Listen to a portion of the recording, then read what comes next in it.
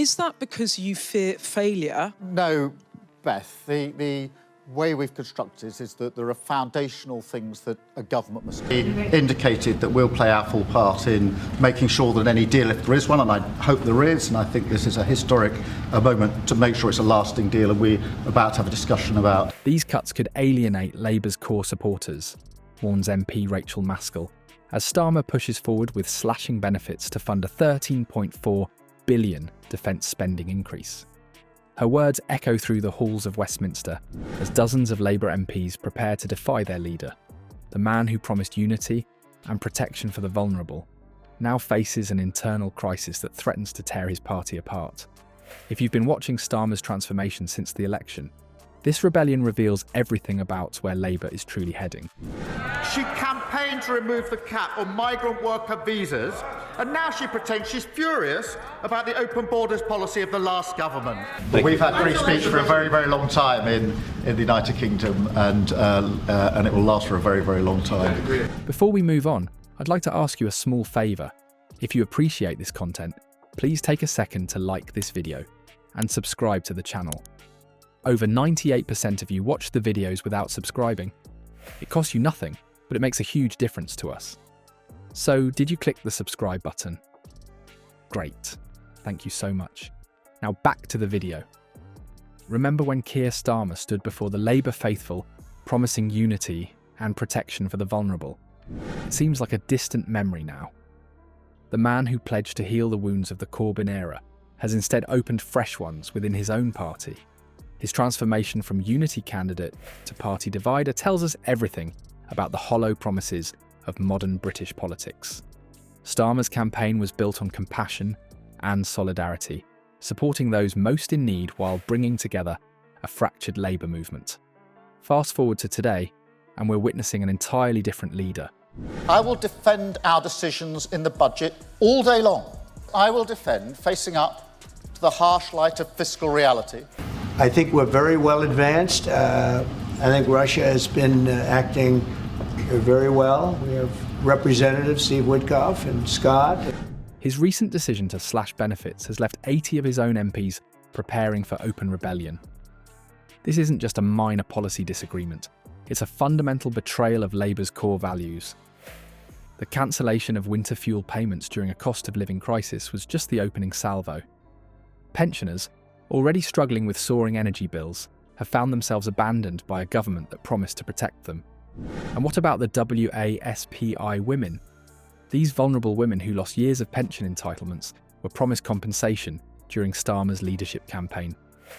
Now, another broken promise to add to the growing pile? What we're seeing is a pattern of betrayal that extends beyond individual policies.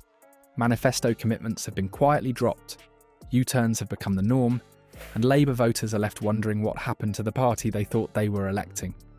The damage isn't just to Starmer's credibility, but to the very fabric of trust in our political system.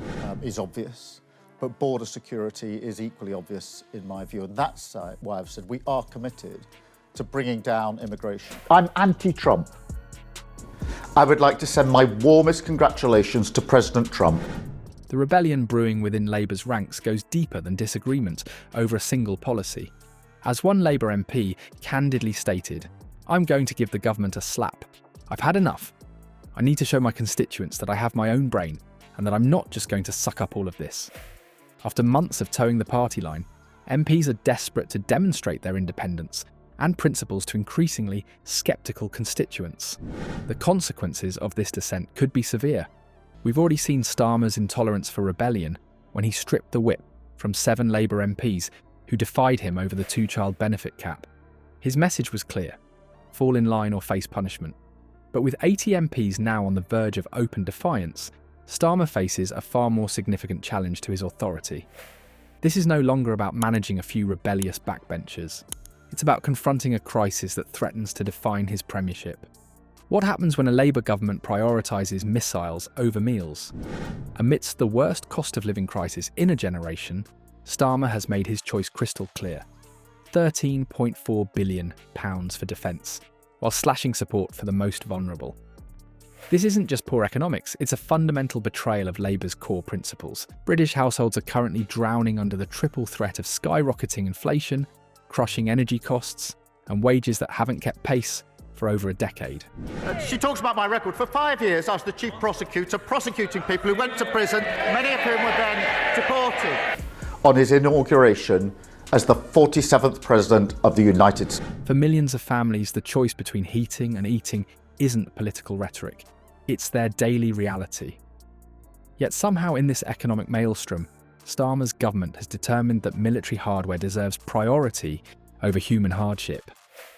This guns-over-butter approach has thrust Work and Pensions Secretary Liz Kendall into an impossible position. As the architect tasked with implementing these savage cuts, she now finds herself in the painful position of dismantling the very social safety net that represents Labour's historical mission. The irony couldn't be more striking. A Labour minister forced to betray Labour values. The political calculation behind this strategy appears transparent. Starmer believes he can outflank the Conservatives on defence while appealing to right-leaning voters. But this high-stakes gamble shows a fundamental misreading of the current political landscape. As one MP bluntly warned, the electorate is fickle, and this defence splurge won't be Starmer's Falklands moment. A reference to how Margaret Thatcher's popularity soared after the 1982 conflict. I'm convinced that if we can show that politics can change Britain for the better, then we can face the future with confidence. Well, no, I mean, certainly we wouldn't want to reach across US citizens, and we don't, and that's absolutely right. But in relation to free speech in the UK, I'm very proud of our history there. What makes this strategy particularly reckless is that it risks alienating Labour's traditional base at precisely the moment when alternative political homes are readily available. Internal party concerns are growing that disillusioned Labour voters will simply drift toward Reform UK or the Greens, creating an existential electoral crisis for the party. This isn't mere speculation. Internal polling data paints a troubling picture for Labour, showing particular vulnerability in key constituencies where significant portions of the electorate rely on the very benefits Starmer is now targeting. These aren't just statistics. They represent real communities that place their trust in Labour to protect their interests, not sacrifice them for military hardware. The £13.4 billion defence spending increase represents more than just a budget line. Is that because you fear failure? No, Beth. The way we've constructed is that there are foundational things that a government must do. Indicated that we'll play our full part in making sure that any deal, if there is one, and I hope there is, and I think this is a historic moment to make sure it's a lasting deal, and we're about to have a discussion about. It's a definitive statement of priorities that stands in stark opposition to everything Starmer claimed to believe during his campaign. The contrast couldn't be more jarring. Promises to protect the vulnerable on one hand, billions for bombs on the other. The coming weeks represent a critical juncture for Starmer's premiership. He's boxed himself into a political corner of his own design, forge ahead with benefit cuts to fund his defence spending and risk shattering party unity, or retreat and lose face. This isn't merely about policy disagreements, but a fundamental struggle for Labour's soul.